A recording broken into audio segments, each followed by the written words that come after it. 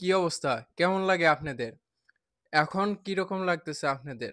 আপনারা যারা এই যে ৫০০, ৬০০, ৭০০ রিয়ালে আপনারা এই যে সফর জেলে গেছেন মক্কা দিয়ে, এখন যে আটকা পড়ে আছেন, এখন আপনাদের কিরকম লাগে?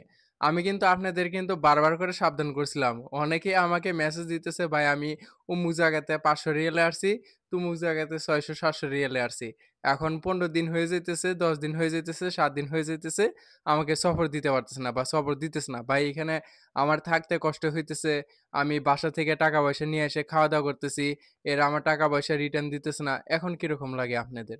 তো আমি আপনাদেরকে যখন যেরকম রেট থাকে বা যখন যেরকম পরিস্থিতি থাকে, এইসব বিষয় কিন্তু আমি আপনাদেরকে অবগত করি। তারপরে আপনারা কিছু ট্রাভেল এজেন্সির কথা শুনে বা কিছু লোকের কথা শুনে আপনারা কম রেটে খুঁজেন যে, আমার এই জায়গাতে ১,০০০, ১,২০০ রিয়াল, ৮০০ রিয়াল খরচ হইতেছে। ওই জায়গাতে আমার ৫০০, ৪০০ এমনকি ৩০০ রিয়ালও খরচ হইতেছে। আমি ওইখানে যেয়ে দেখি, ওইখানে যদি যাই তাহলে আমারে পাঠায় দিতে পারবে। আ মানে এরকম অনেক কিছুই আপনারা কিন্তু আসার আগে চিন্তা ভাবনা করেন। কিন্তু আপনারা একটা কথাও চিন্তা ভাবনা করেন না যে ওই জায়গাতে ৫০০ আর আমাদের এইখানে আপনার ১,০০০, ১,২০০, ৮০০ এরকম রেটের পার্থক্য কিসের জন্য? এটা কি আপনারা একটাবারও চিন্তা ভাবনা করছেন বা করেন কখনো? এখন আপনারা কিন্তু ঠিকই বুঝতেছেন যে আসলে আপনারা কোন পরিস্থিতির মধ্যে আছেন। তো যারা আপনারা সবসময় সৌদি আরবে কম রেট, অফার আর হলো আপনার ফ্রি জিনিস খুঁজেন, এরাই মনে করেন যে এরকম বিপদের মধ্যে মুখে পড়েন। তো আমি কিন্তু আপনাদেরকে এর আগেও অনেকবার বলছি যে, "ভাই এরকম কোনো আ সিস্টেম নাই বা এরকম কোনো আ সফরের রেট হয় না। আপনার ৫০০-৬০০ রিয়ালে বেশিরভাগই মনে করেন যে আপনার সমস্যা হয়।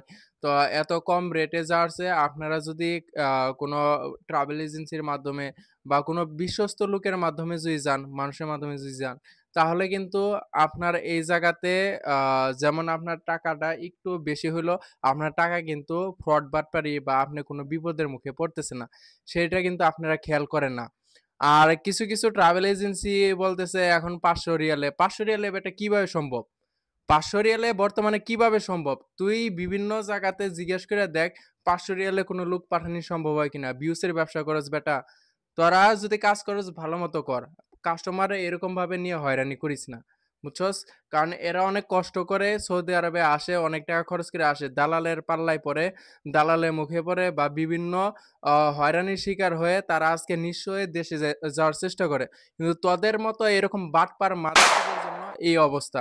যদি ভালোমতো কাজ খরচ করবি, না হলে এরকম ৫০০-৬০০ বর্তমানে রেট চলে তোরা ১,০০০, ১,২০০ আর তুই ৫০০-৬০০ তে লোক পাঠাস, বাটপারি করস। ভালো